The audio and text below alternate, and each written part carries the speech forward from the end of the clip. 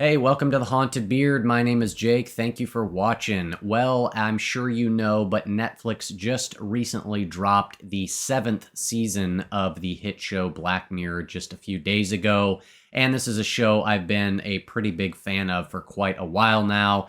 And so today I want to give you my official review and ranking of all 6 episodes from season 7 of Black Mirror. So, without further ado, here we go. So coming in at number 6 for me is going to be episode 2, Bette Noire. And even though this one is in last place, I still enjoyed it overall fairly well. It just obviously not to the degree of the 5 in front of it. And this is really the only one that I have what I would call kind of a significant criticism or complaint with. So this episode tells the story of this young woman by the name of Maria, and she works for this confectionery company, and she's kind of known as sort of a whiz kid, brainiac. She's just really good at her job, and she works in the research and development section of this company, and so she is constantly kind of experimenting with food and snacks and coming up with new flavors and testing different ingredients and things like that.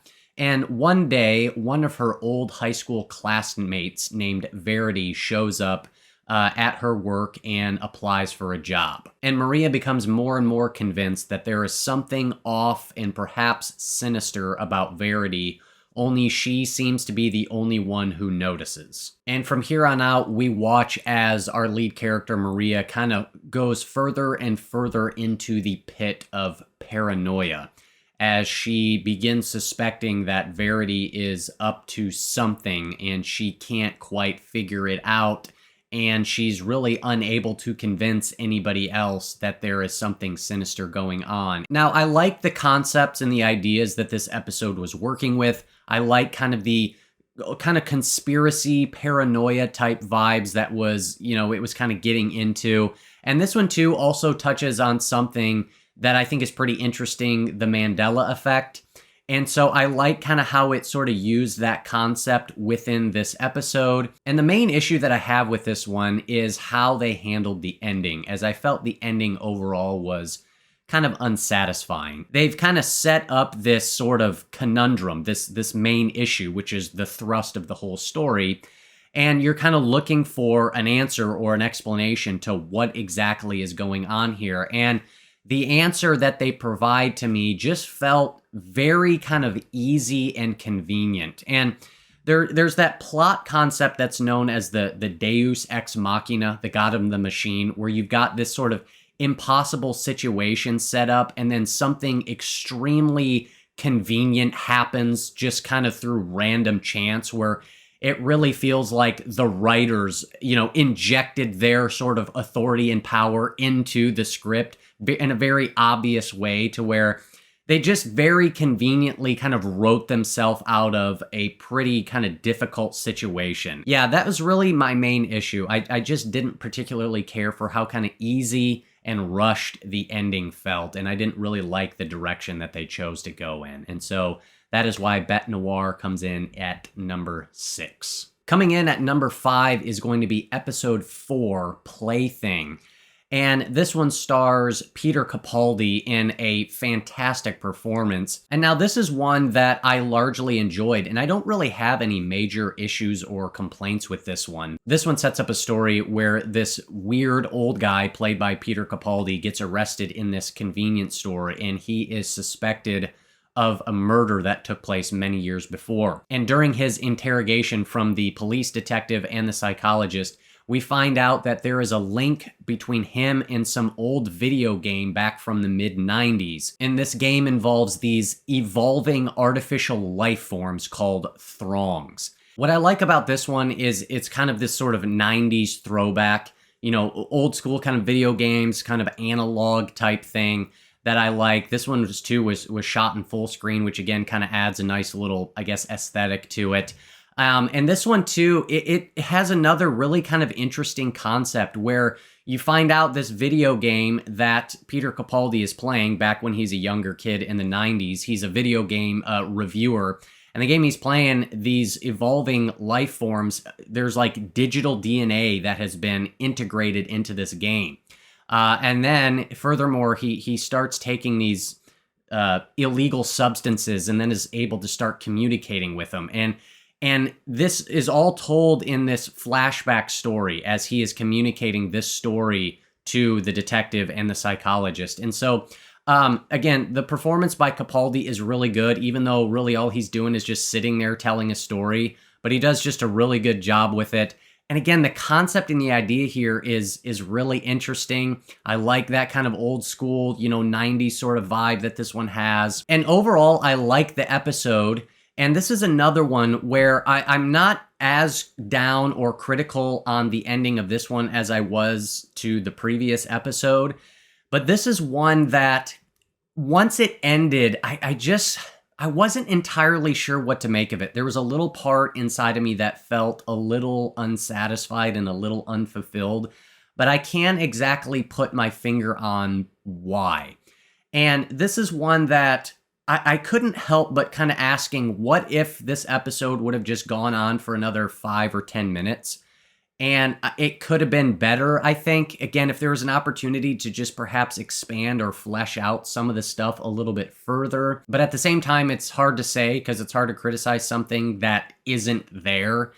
And so in some way, the episode left me wanting more, which is typically good, but at the same time, wanting more in this case, again, I just couldn't help but feeling a little unsatisfied. And so I think, again, the execution of the episode for the most part is pretty good, but the ending just felt like, man, if they would have just maybe added another 5 or 10 minutes, I think it really could have amplified kind of the impact of bringing this whole story together. And so, yeah, it's a good episode, but just doesn't quite reach the heights of some of the best Black Mirror episodes. Coming in at number 4 is going to be episode 1, Common People. And I will say from this point forward, these top 4 episodes are all, I think, like very good. And so even though this one is at number 4, I don't really have anything negative to say about this one at all. It's just my personal preference. And so Common People, it's a really good episode.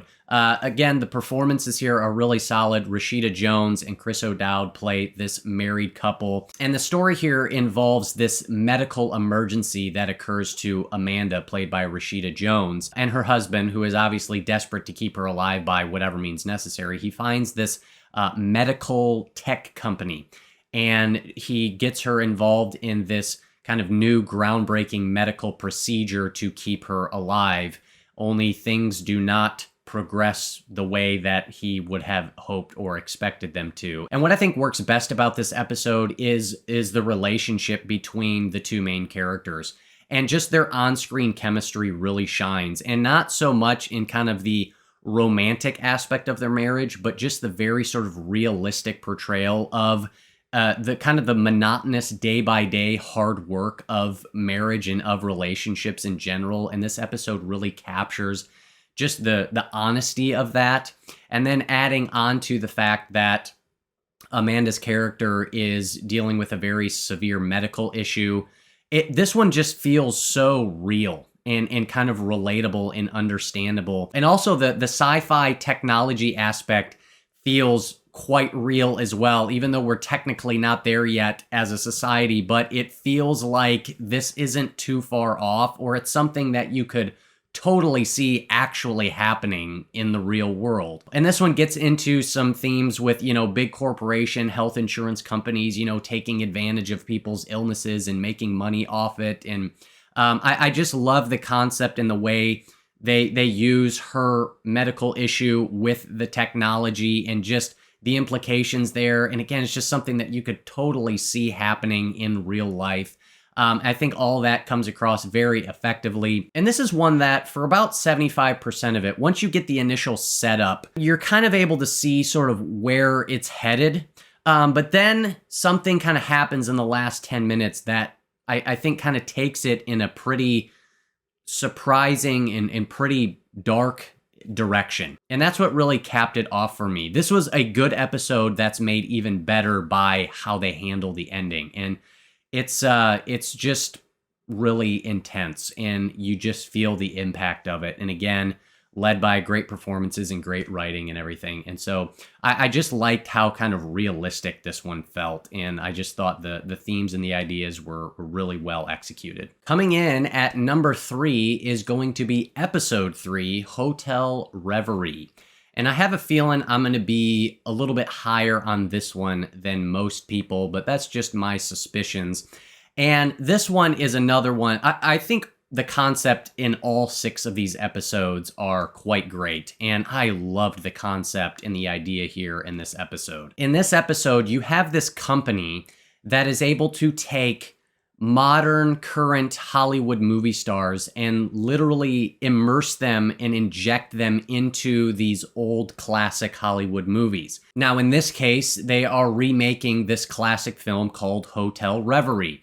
And what they do is they take one of the big Hollywood A-listers and they inject her into the film. And through this sort of, virtual reality, completely immersive type of experience. And it all plays out in real time where she has to literally perform the movie live. She takes over one of the main leading roles in the old movie, and she has to stick to the script and hit the beats and make the story play out exactly as it's supposed to play out, but she has sort of full autonomy. And so if she goes off script, it completely changes the direction of the entire story. And I just thought this concept was absolutely fantastic. Now, being that my channel largely focuses on horror movies and thriller movies and things like that, I don't often get to talk about some other, types of genres of films that I really love. And one of those genres is I love old classic black and white Hollywood movies. And whereas this film, the film within this episode, Hotel Reverie, is clearly a play and kind of an homage to the classic film Casablanca. And I am a huge fan of Casablanca. I love that movie. I think it's absolutely fantastic. And so just being a fan of old black and white movies, and specifically Casablanca, watching this episode play out and kind of having this concept, I just thoroughly enjoyed it. And so the concept alone just completely sold me. And then I love, too, the fact that she has kind of full autonomy within the movie world. And so our lead character, whose name is Brandy, she can completely change the story of the movie by any sort of different decision. And if everything doesn't hit the exact beat, there's no telling where the story's going to go. And I just thought that was such a cool idea to keep things interesting. In addition to that, I thought the performance by Emma Corrin, who plays the leading lady in the movie within the episode, I just thought she was fantastic. She does such a great job kind of playing into that sort of Ingrid Bergman type of role in Casablanca. And man, just her performance, the way she acts, her mannerisms, felt like she fully belongs in like a classic 40s or 50s Hollywood movie. I thought she was just really great. And this one too, I think what might cause some people to be a little bit lower on this one is that this one's kind of a tragic romance more than anything else. And it's kind of a tragic romance with some sci-fi added onto it. But even though this one maybe felt a little bit different, there's maybe not as much of the thrills or mystery, even though that stuff still is there. It mainly kind of plays more into the relationship stuff and the romantic stuff. And this one felt like a bit of a unique flavor for a Black Mirror episode, but still feels like a Black Mirror episode. I don't think they totally, completely got, outside of the box sort of thing. But yeah, I really like this one. I think the concept is great. And again, the performances are really solid as well. And so that is why Hotel Reverie is my number 3. All right, these top 2 are really hard because one of them I think is the most kind of impactful, and if I could be kind of objective, is probably the best episode. And then the other one for me is just the most entertaining and the most fun and enjoyable episode. And typically how I do rankings is I just ask which one would I most want to rewatch right now. If I had to put one of these episodes on right now, which one would it be? So with that being the case, right now, my number 2 is going to be episode 5, Eulogy. And this is a genuinely fantastic episode. The performance by Paul Giamatti is fantastic. I mean, we already knew this guy was great, but if you need another reason as to why, look no further. He is phenomenal. He plays kind of just the the everyman, the common man so well. This one feels so personal and so intimate into this kind of picture and portrait of this guy as he reflects and takes a trip down memory lane. And the story here opens on Giamatti's character. His name is Philip, and he is this kind of, older guy living in isolation all by himself, and he gets a call one day and finds out that somebody he knew from his past, who he used to have a romantic relationship with, has passed away. And this kit shows up on his door, and it is this piece of technology that allows him to literally immerse himself into these old photographs as they are trying to collect memories of this woman's past based on people who knew her. And man, again, I know I've probably said this with every single episode, but the concept and the idea here, I think, is just fantastic. It gives you just that very sort of a nostalgic feeling, trip down memory lane.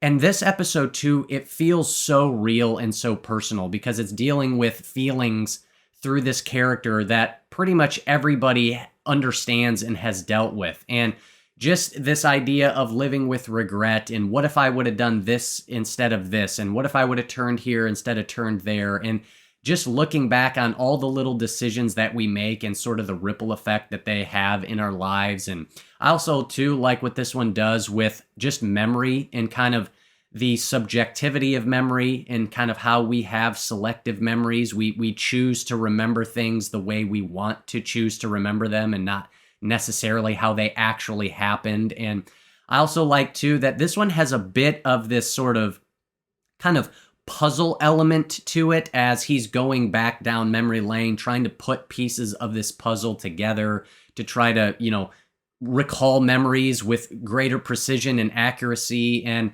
man, I thoroughly enjoyed this episode. It is extremely well done. And the concept, the story, the writing, the lead performance are all really great. But for me, my personal favorite, the one that I would most want to rewatch right now, the one I had the most fun and enjoyment with, is going to be the USS Callister Into Infinity. Man, this was just a blast. I thoroughly enjoyed pretty much like every minute of this episode.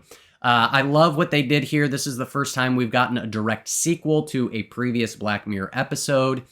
And I love what they did. I love how they built on this world and expanded this world and continued the story. This, too, feels different because this is basically a feature-length film. This is a 90-minute episode. And man, they cram so much stuff into this episode. So much happens. There's so many kind of surprises and twists and turns. The story just keeps moving and moving and moving, and you never know where it's going to go. And this is now a concept where you've got these two episodes that this almost feels like you could have a USS Callister spin-off show. Like this could be its own little mini series. And I just really like what they're doing with this story. And this is another one, too, that, man, I would love to see more. I think they could definitely do a third episode of USS Callister here, and I would be all for it. So, yeah, just thoroughly enjoyed this one. Good entertainment, a lot of fun. And, here's hoping that we get a third USS Callister. We'll see what happens. But anyways, that is my official ranking of all 6 episodes from Season 7 of Black Mirror. But I want to know your ranking, so hit me up down below. Let me know your list. Would very much be interested in hearing from you. That's all I got, everybody. Thank you so much for watching. I greatly appreciate it. If you got anything out of this video, go ahead and do me a favor and do not click that subscribe button unless you want to be haunted by the beard.